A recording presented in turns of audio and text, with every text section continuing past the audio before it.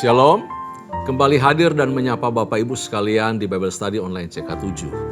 Setelah membahas tuntas kitab Nabi Yoel, hari ini kita mulai dengan kitab yang baru, yaitu kitab Nabi Amos. Amos adalah pelopor dari nabi-nabi klasik perjanjian lama. Ia tinggal di Yehuda, namun berita nubuatnya itu untuk Israel, kerajaan utara, dan juga beberapa negara-negara tetangga. Dia seorang awam, seorang yang saleh, yang bekerja sebagai gembala, itu profesinya, dan petani dari pohon arah. Nanti Bapak Ibu bisa lihat di Amos pasal 7 ayat 14. Allah memanggil orang yang setia ini, yaitu Amos, untuk menyampaikan berita penghukuman kepada Israel dan memberikan mereka peringatan terakhir supaya mereka bertobat, tetapi sayang mereka tidak bertobat. Pelayanan Amos terjadi pada tahun 760 sampai 750 sebelum Masehi. Bersamaan dia melayani ada juga Yunus, ada juga Hosea, tapi Amos lebih awal sedikit dari kedua nabi tersebut. Nah, bagaimana isi dari pasal 1 kitab Amos ini? Kita pelajari setelah kita masuk di dalam hadirat Tuhan. Kita mau puji sembah Allah kita. Haleluya. Terima kasih Tuhan. Haleluya, Yesus Tuhan. Terima kasih Bapa. Kami puji nama Engkau masih berbicara kepada kami. Engkau memperdengarkan suara. Kami bangga. Terima kasih Tuhan. Kemanakah aku dapat pergi menjauhi Roh-Mu Tuhan? Ku berlari mendaki ke langit, namun Engkau ada di sana. Aku terbang dengan sayap fajar, diam di ujung bumi, namun tangan-Mu menuntunku selalu, bawaku mendekat padamu. Engkau Tuhan Allah Maha Tahu, betapa dahsyatnya kuasa-Mu. Hadirat-Mu kini penuhiku, bawaku mendekat padamu.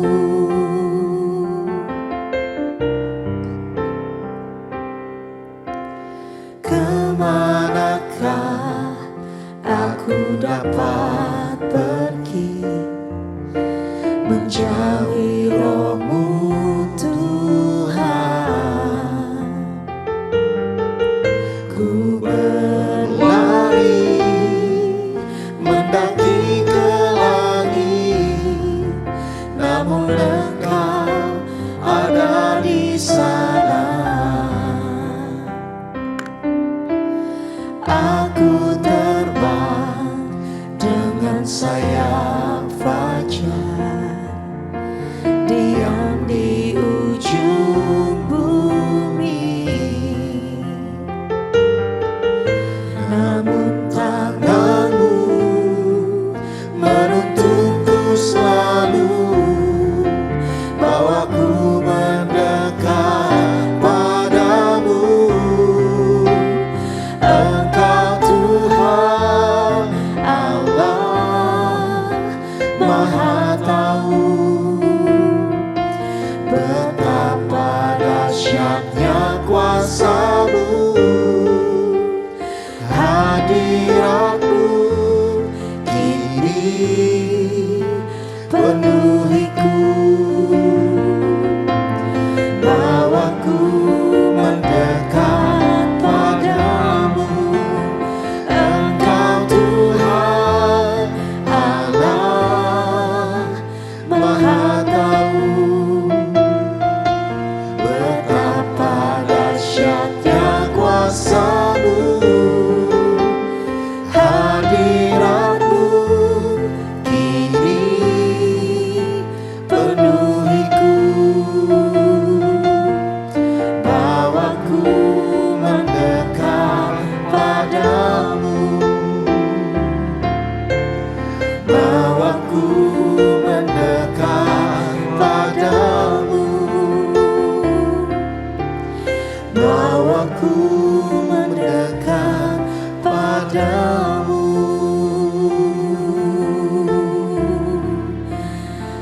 hanya dekat padamu Tuhan, mendekat padamu, itu bawa keindahan kami kami Yesus. kepadamu, mendekat padamu Tuhan.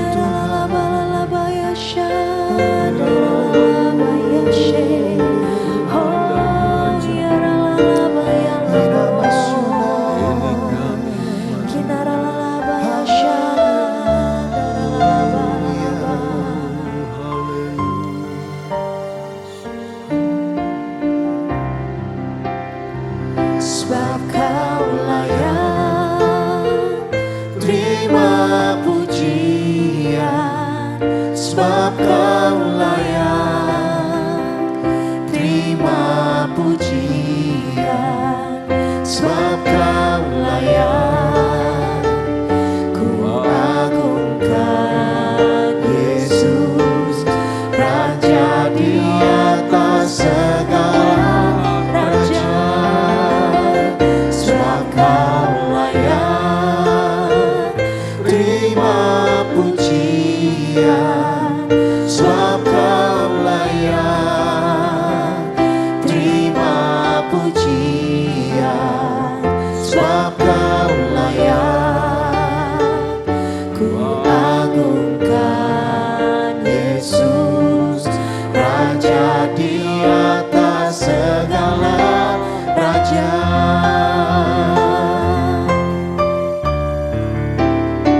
Sebab Kau layak terima pujian, sebab Kau layak terima pujian, sebab Kau layak. Ku agungkan Yesus, Raja di atas segala raja. Sebab Kau layak terima pujian, sebab Kau layak terima pujian, sebab Kau layak. Ku agungkan Yesus, Raja di atas segala raja. Raja di atas segala raja, Raja di atas segala raja. Engkau layak dipuji disembah oleh segala umat manusia. Engkau layak disembah oleh segala bangsa. Sebab keadilan-Mu nyata atas kami semua. Kami umat-Mu terlebih. Kami memuja, memuji, menyembah Engkau. Allah di atas segala Allah. Raja di atas segala raja. Tuhan di atas segala Tuhan. Kami mengucap syukur ya Tuhan. Di tempat ini dan melalui kehidupan kami, nama-Mu dipermuliakan. Terpuji nama-Mu, Engkau memberkati ketika kami membaca, merenungkan firman-Mu, dan Roh-Mu bekerja di tengah-tengah kami, memberi kami pengertian dan hikmat turun bagi kami semua. Sehingga kami mengerti maksud dan kehendak-Mu, dan Roh Kudus mampukan kami melakukan firman kebenaran-Mu dalam kehidupan setiap hari kami. Dalam nama Yesus kami mengucap syukur, kami berdoa, haleluya, amin, amin. Bapak Ibu saudara Tuhan, saya ajak kita semua buka Alkitab kita bersama-sama di dalam kitab Nabi Amos, Perjanjian Lama. Di buku Alkitab saya halaman 985, Amos pasal pertama. Saya akan bacakan ayat pertama buat kita. Ini bagian judul.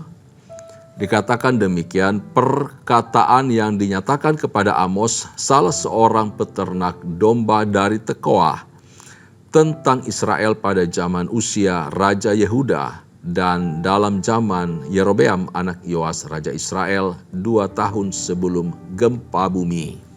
Nah, ciri nubuat dari Nabi Amos ini berisi perkataan yang dilihat oleh Amos, perkataan Allah yang dilihat oleh Amos. Apakah ada perkataan yang bisa dilihat? Ya, firman Allah dapat dilihat. Yaitu dikatakan atau dengan kata lain, ini adalah firman dalam penglihatan. Sama seperti Yohanes Rasul ketika di Pulau Patmos. Ia melihat suara yang berbicara kepadanya. Ya, jadi nubuatan yang dinyatakan kepada Amos ini begitu pasti, nyata. Seolah-olah ia telah melihatnya dengan matanya sendiri, mata kepalanya sendiri.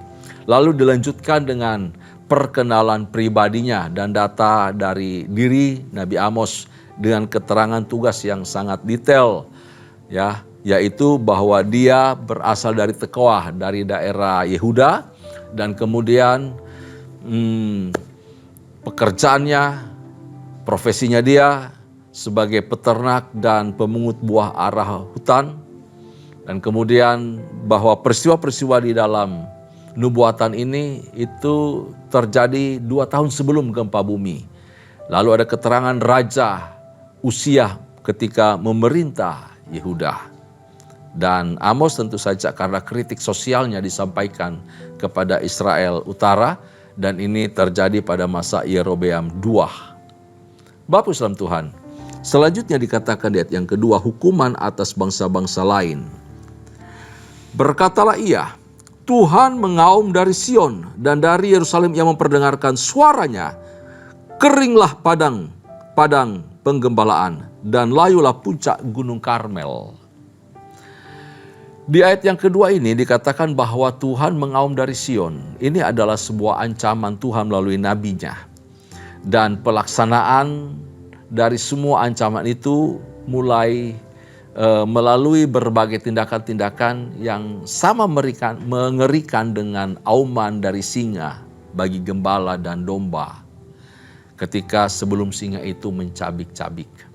Jadi pernyataan ini luar biasa. Bahwa suara Tuhan diperdengarkan dari Yerusalem, dari Sion, ini sama mengerikannya. Ancaman yang dikeluarkan oleh Tuhan lewat suara para nabi, digambarkan sama seperti auman singa. Yang kemudian oleh suaranya itu membuat gempar, gemetar, dan ketakutan. Baik domba maupun gembala yang menggembalakan domba tersebut sebelum singa itu kemudian mencabik domba-domba. Digambarkan seperti itu suara Tuhan melalui para nabi. Nah, bahwa asal dari peringatan ini dikatakan dari Sion, sumbernya datang dari Yerusalem, dari tempat di mana firman Allah itu disampaikan, di mana pengajaran dari Allah itu keluar dari Yerusalem. Bahwa suara itu datang dari pusat tahta kasih karunia, dari tutup pendamaiannya Allah, yaitu di Yerusalem, kota Sion. Dari sana Allah mengaum dan menyeratkan bahwa semua tindakan keadilan Allah itu selaras dengan belas kasihannya.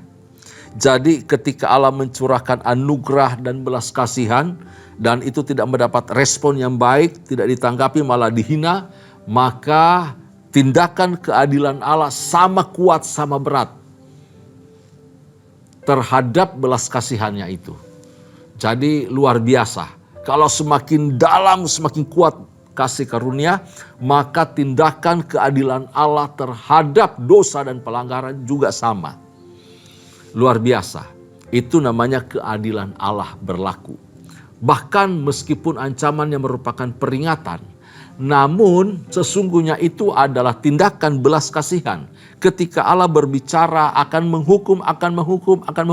Itu adalah peringatan yang keras, tetapi di dalamnya terkandung belas kasihan supaya apa? Umatnya diharapkan memanfaatkan kesempatan itu dengan baik, anugerah itu dengan baik, dan mereka bertobat. Lalu mereka dipulihkan dan diselamatkan. Itu yang diharapkan oleh Allah. Nah, dalam hal ini, bahwa ketika kita dihajar, ya, supaya kita tidak dihukum oleh Tuhan. Itu tujuan peringatan sebagai tindakan belas kasihan Allah. Kita dihajar, kita dididik, kita dibentuk oleh Tuhan adalah tujuan supaya kita tidak masuk ke dapur penghukuman. Itu adalah belas kasihan Tuhan. Dampak dari peringatan ini adalah kekeringan yang kemudian dikatakan keringlah padang-padang penggembalaan dan layulah puncak gunung Karmel. Akibat baru peringatan saja sudah punya dampak yang luar biasa. Kering membuat puncak Karmel yang subur itu menjadi layu. Puncak Karmel kan itu daerah subur banget ya. Tapi menjadi layu dan menjadi tandus atau gurun. Luar biasa. Lalu masuk ayat yang ketiga. Beginilah firman Tuhan. Karena 3 perbuatan jahat Damsyik, bahkan 4 aku tidak akan menarik kembali keputusanku oleh karena mereka telah mengirik Gilead dengan eretan pengirik dari besi. Bapak Tuhan, ada perkataan yang kemudian diulang-ulang. Ya, diulang-ulang. Karena 3 perbuatan jahat Damsyik, bahkan 4. Dan perkataan ini sama di beberapa ayat berikutnya untuk beberapa bangsa yang lainnya. Diulang, baik dakwaan maupun juga putusan yang diambil, hukuman mengenai semua bangsa ini. Karena 3 perbuatan, bahkan 4, aku tidak akan menarik kembali keputusanku. Artinya bahwa pelanggaran atau kejahatan yang dibuat oleh bangsa-bangsa tersebut itu banyak. Dan kalau ada di ayat yang keempat disebutkan, atau di ayat 3 dan berikutnya disebutkan dia punya hukuman, itu hukuman spesifik yang membedakan dengan bangsa yang lain. Dan kemudian dampak yang diakibatkan di dalamnya. Bahwa dosa keempat itu disebutkan di sini secara khusus, yaitu dosa penganiayaan. Semua kalau saya baca ya dari pasal pertama ini mengenai penghukuman bagi bangsa-bangsa lain, dosa yang keempat mencirikan khas bangsa-bangsa tersebut adalah dosa penganiayaan mereka terhadap umat Allah. Penganiayaan adalah dosa yang membuat penuh takaran dari suatu bangsa ini, membuat sampai batas kasih karunia Allah itu sudah mentok. Dosa kamu sudah mentok loh, ini batasnya sampai di sini. Ya, tetapi mereka terus melakukan hal itu. Dosa inilah yang terutama diperhitungkan. Dosa mereka telah meninggi sehingga Allah tidak akan menarik lagi keputusan yang telah ditetapkan. Aku tidak akan menarik kembali keputusanku. Kenapa? Sudah mentok batas ketinggian dosa tersebut. Harus dilenyapkan ini bangsa ini. Sama seperti penduduk Kanaan. Sudah mentok kasih karunia Tuhan. Sudah selesai waktunya. Terlalu banyak. Penuh. Ya, dosanya sudah sampai titik klimaks kesabaran Tuhan. Meski ia sering memberikan penundaan. Ya, untuk tidak menghukum. Sabar, beri waktu lagi. Tetapi keadilan Allah tetap akan ditegakkan terhadap bangsa itu. Terhadap dosa-dosa itu. Ia akan menyalakan api di tengah-tengah bangsa tersebut, di tengah-tengah mereka. Meski bangsa itu tidak menyembah Allah, Allah Israel, Allah Yahweh, ya. Tetapi Allah Israel, Allah Yahweh adalah Allah seluruh bumi. Jadi dia menyatakan penghakiman atas bangsa-bangsa yang telah dipakainya menjadi alat untuk mencabuk, untuk menghukum, untuk mendidik Israel. Ini kan sebenarnya umat Allah yang berdosa, kemudian Tuhan memakai bangsa-bangsa lain itu untuk menghukum mereka. Tetapi sayangnya bangsa-bangsa ini terlalu jahat kelakuannya, berlebihan cara mereka memperlakukan bangsa Israel. Sampai akhirnya bangsa yang harusnya dipakai sebagai alat anugerah untuk mencambuk, untuk menghukum ini harus dihukum juga. Oleh karena dosa dan kejahatan mereka yang terlalu sombong di hadapan Allah. Dan menganggap sepi kasih karunia Allah. Sangat kejam. Jadi penghakiman ini dapat menjadi teguran atas kesombongan mereka Bapak Saudara Tuhan. Dan memberikan sedikit kelegaan kepada umat Allah. Ada pengharapan di sana. Dengan penghakiman ini umat Tuhan dapat melihat bahwa Allah itu tetap setia memperhatikan mereka, mengasihi mereka. Ya. Dan oleh karena itu mereka dapat terus berharap bahwa mereka masih belum kehilangan. belum kehilangan bagian yang terbaik di dalam Allah. Bagian yang terindah sebagai umat Allah. Lalu disebutkan ada Damsyik, yaitu Damaskus ya, Syria. Adalah tetangga dekat Israel yang berada di sebelah utara. Kemudian ada Tirus dikatakan di ayat yang ada Gaza, ada Tirus. Ada Gaza, ada Tirus di sebelah baratnya. Kemudian ada Edom di sebelah selatan. Ada Amon dan Moab yang ada di sebelah timur. Bapak Islam Tuhan, semua bangsa ini pernah suatu waktu, suatu kali dengan satu cara sangat menyusahkan umat Tuhan. Mereka berlaku jahat bagi bangsa Israel, sangat menyusahkan bangsa Israel. Karena itu Allah itu membuat perhitungan dengan mereka. Yang pertama, dengan Damsyik. Dikatakan bahwa ayat keempat, aku akan melepas api ke dalam istana Hazael, sehingga Puri Ben-Hadad dimakan habis. Aku akan mematahkan palang pintu Damsyik dan melenyapkan penduduk dari Bukit Awen, serta memegang tongkat kerajaan dari Bet Eden, dan rakyat Aram harus pergi sebagai orang buangan ke Kir.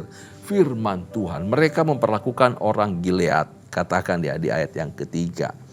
Oleh karena kejahatan, oleh karena mereka telah mengirik Gilead dengan eretan pengirik dari besi. Mereka memperlakukan orang Gilead dengan biadab, tidak manusiawi. Mereka menyiksa, lalu kemudian membunuh mereka dengan kejam. Itu tercatat dalam 2 Raja-Raja pasal 8 ayat 12. Bahwa orang Damsyik ini meremukkan anak-anak Gilead. Dan kemudian ibu-ibu yang hamil, perempuan-perempuan lagi mengandung, itu dibelek perutnya. Anak di dalam rahim dibunuh, ibunya dibunuh, tidak ada yang hidup. Mereka memusnahkan satu negeri, satu penduduk yang banyak jumlahnya. Lalu kemudian hukuman terhadap Damsyik disampaikan. Yang kedua adalah mengenai Gaza. Ini kota utama di Filistin, Gaza, di ayat yang ke-6.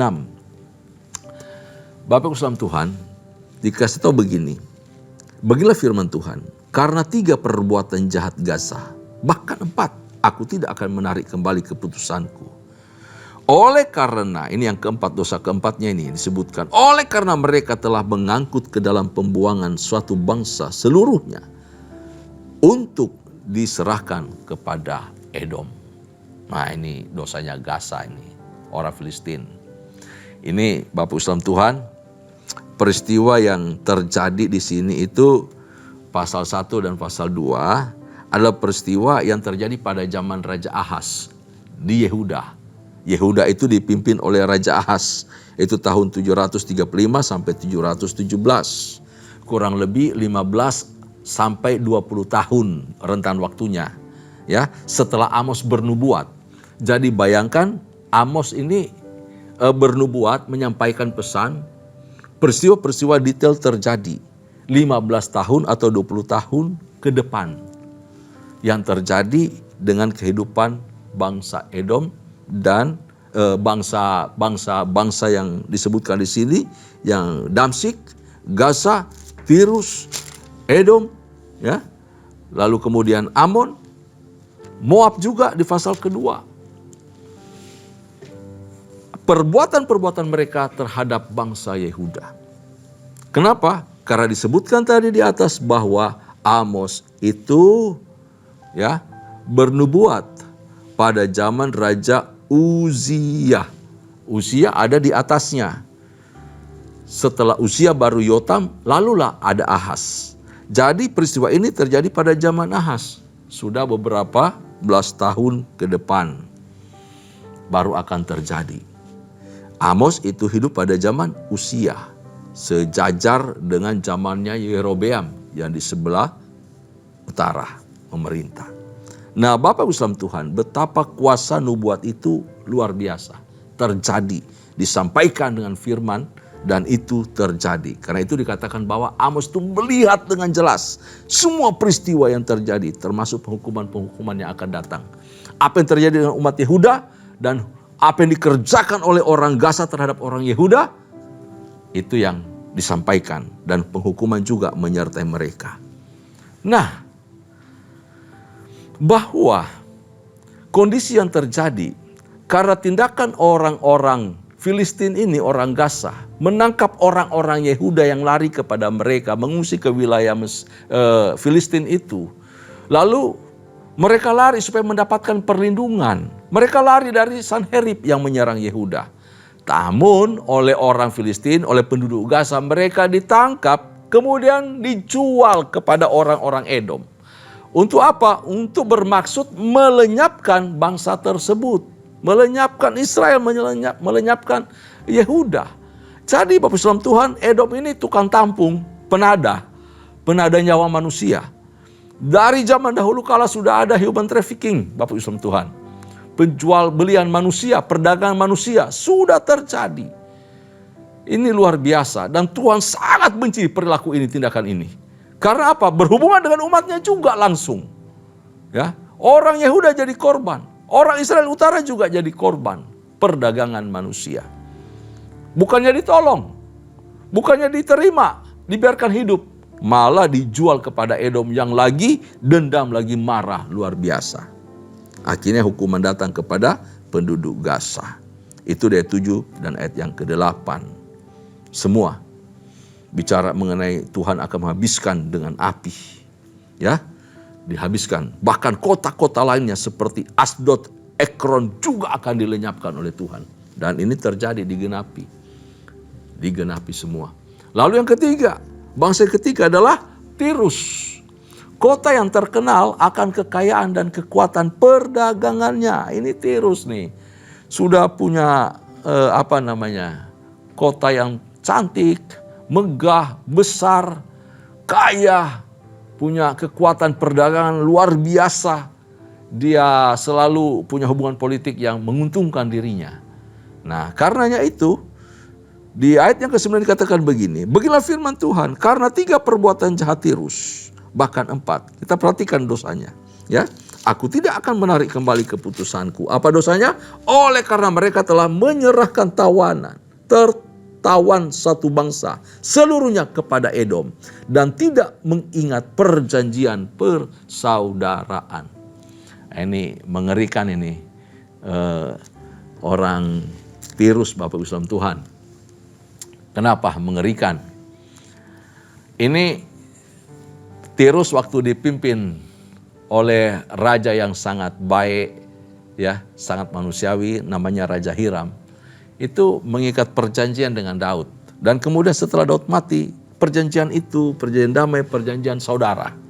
Saudara, kita mengikat persaudaraan.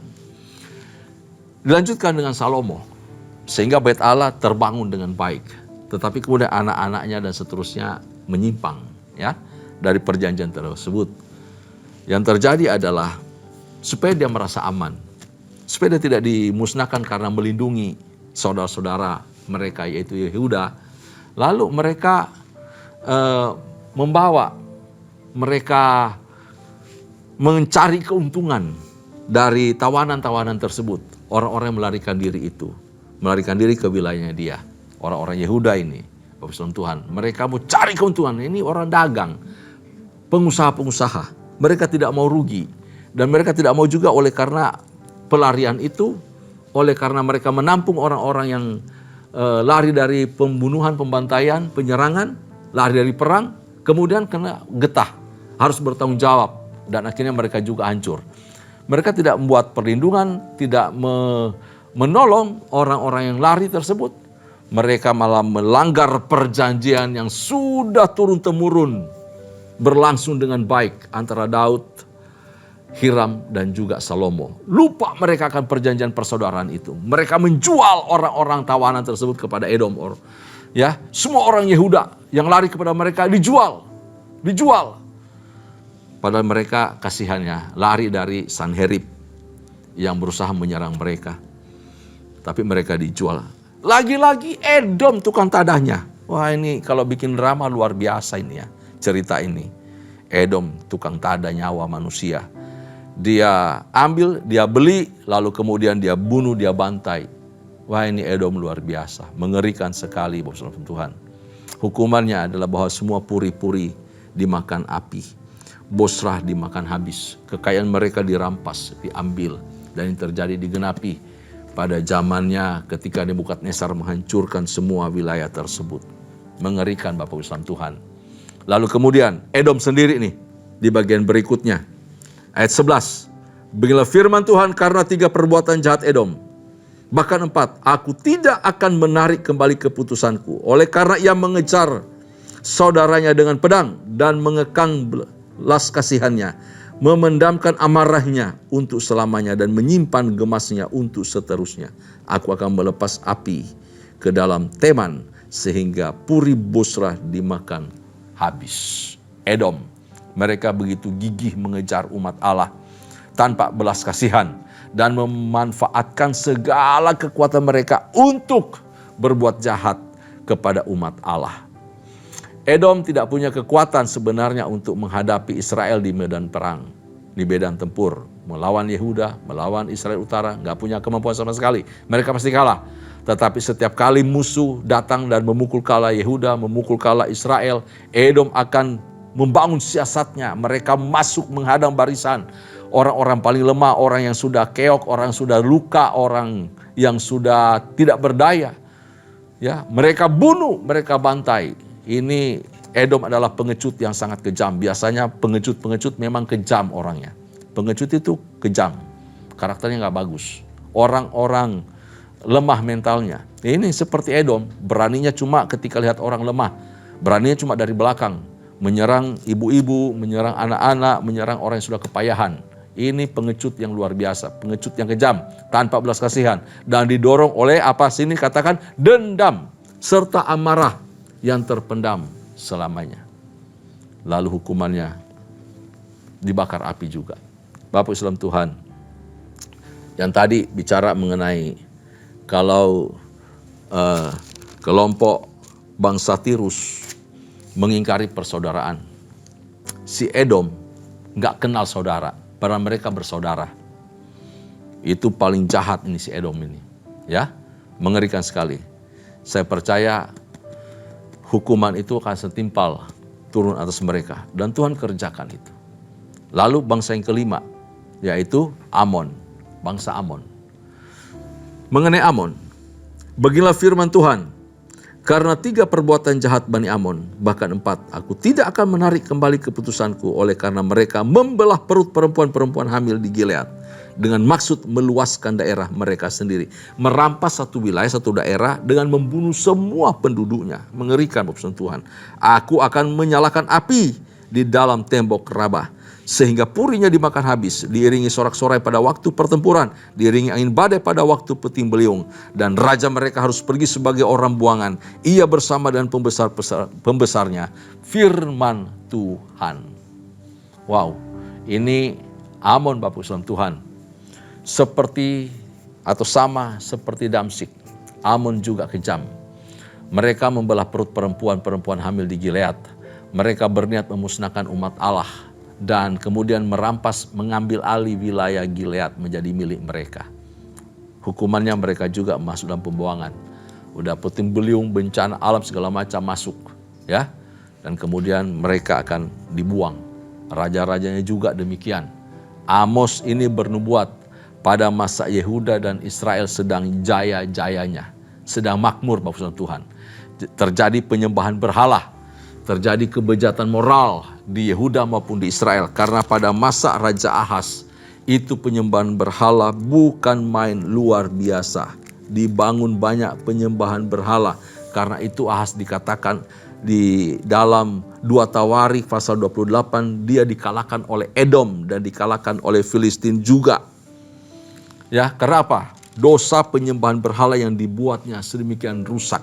Dan banyak sekali dosa yang berlanjut terus dilakukan. Nah, di Israel Utara, yang mereka lakukan adalah sudah penyembahan berhala, ketidakadilan, yang miskin menjadi miskin, lebih miskin dari yang namanya miskin, yang kaya makin kaya, sehingga kepala orang bisa ditukar dengan sepasang sendal. Saking murahnya nyawa orang, Bapak Ibu Tuhan. Ini yang terjadi di utara. Jadi Amos dipanggil Tuhan untuk menyampaikan kabar penghukuman kritik sosial kepada umat Tuhan. Namun sekaligus kabar keselamatan bagi Israel dan Yehuda jika mereka bertobat. Karena itu penghukuman terhadap bangsa-bangsa lain didahulukan di sini. Untuk memberi peluang waktu kepada orang-orang Israel maupun Yehuda bertobat. Sebelum waktu Tuhan habis pada mereka. Sebelum kesabaran Allah mencapai batasnya. Diberi waktu untuk mereka bertobat. Aplikasinya apa buat kita Bapak Ibu Tuhan? Yang pertama, bahwa Allah pasti memperhitungkan atau buat perhitungan. Dia akan menjatuhkan hukuman kepada siapapun oleh karena dosa dan kejahatan yang diperbuat. Setimpal dengan kejahatan yang dilakukan kepada umatnya. Hati-hati. Hati-hati dengan umat Tuhan. Hati-hati dengan gereja. Hati-hati dengan persekutuan orang percaya. Hati-hati dengan nyawa orang yang sudah ditebus oleh Kristus. Kalau kita berlaku tidak adil, kalau kita berlaku jahat kepada umat Tuhan, hati-hati. Penghukuman itu akan dibalik kepada kita. Kita akan menerima dampak buruk daripada kata-kata kita, daripada bentakan-hentakan kita, makian kita, daripada perilaku kita kepada orang-orang yang menjadi umat kepunyaan Tuhan. Sesama orang percaya juga terlebih harus saling menghargai, menghormati. Yang kedua, Tuhan itu menghargai perjanjian. Jangan mengkhianati perjanjian demi keuntungan. Betul. Kita kalau menghutangnya bayar hutang itu. Kita kalau buat perjanjian tepati perjanjian itu. Hiduplah di dalam perjanjian itu. Selesaikan perjanjian itu. Tuntaskan semua kontrak di dalamnya. Tuhan pasti menolong dan beri kita kekuatan. Karena itu bawa diri dengan hikmat dan bijaksana. Supaya kita jangan terlilit oleh satu perjanjian yang tidak menguntungkan kepada kita dan tidak memuliakan Tuhan. Minta hikmat Tuhan, minta tuntunan Tuhan setiap waktu. Ya. Jangan curang dalam perjanjian. Jangan ingkar, jangan kemudian menyangkal perjanjian. Jangan tidak menghargai perjanjian. Jangan membuat perjanjian itu seolah barang murahan. Kepada siapapun, dalam bentuk apapun. Apalagi kepada istri, kepada anak-anak, kepada orang tua. Terikatlah dalam hukum kasih karunia. Supaya kita dimampukan untuk hidup dalam perjanjian yang kekal dengan Allah. Kalau kasih Allah melingkupi kita, kita pasti bisa hidup dalam perjanjian itu. Yang ketiga, hormatilah saudaramu. Tolong ketika mereka dalam kesusahan. Lindungi ketika mereka dalam kesukaran dan butuh perlindungan, butuh naungan. Jangan jual saudaramu demi uang, demi harta, demi keuntungan. Jangan murka sama saudaramu. Jangan binasakan saudaramu, jangan hianati saudaramu. Oleh karena amarahmu, oleh karena dendam, dan oleh karena kekuasaanmu. Jangan, hormati, hargai. Biar bagaimanapun, mereka adalah saudara kita. Saudara di dalam Tuhan atau saudara kandung. Haruslah saling menghormati, menghargai, saling menjaga, saling melindungi, saling menopang. Supaya apa? Nama Tuhan dipuji, dipermuliakan. Saya percaya kita semua orang-orang di dalam Kristus Yesus Tuhan adalah orang-orang yang menghormati Tuhan, menghormati hukum, menghormati nyawa, menghormati persaudaraan, menghormati janji, menghormati kehidupan yang Tuhan berikan kepada kita. Kalau kita melakukan dan tunduk dalam hukum kasih karunia, hukum Allah, dan hukum normatif dalam kehidupan bermasyarakat, pasti nama Tuhan dipermuliakan dan kita menjadi berkat dimanapun kita berada. Amin. Tuhan Yesus memberkati kita semua. Tundukkan kepala kita berdoa. Terima kasih ya Tuhan buat hari ini. Kami ucap syukur Engkau Allah yang baik, Allah yang luar biasa. Mengingatkan kami dan menuntun kami untuk terus hidup di dalam kasih karunia-Mu. Di dalam hukum-hukum kerajaan. Buat kami hidup di dalam anugerah-Mu. Menjadikan kami sebagai anak-anak terang, anak-anak kerajaan Allah. Yang tunduk kepada hukum kerajaan. Di dalam nama Yesus kami mengucap syukur. Kami berdoa, haleluya, haleluya. Kekasih-kekasih dalam Tuhan, arahkan hatimu di hadapan Allah dan terimalah anugerah serta berkat yang melimpah dari Allah Bapa. Kasih sayang dalam Kristus Yesus Tuhan serta persekutuan yang manis dengan Allah Roh Kudus. Kiranya menyertai kita semua mulai hari ini. Sampai parusia Tuhan datang pada kali yang kedua. Bahkan sampai selama-lamanya. Setiap kita yang percaya sama-sama katakan, amin. Tuhan Yesus memberkati kita semua. Shalom.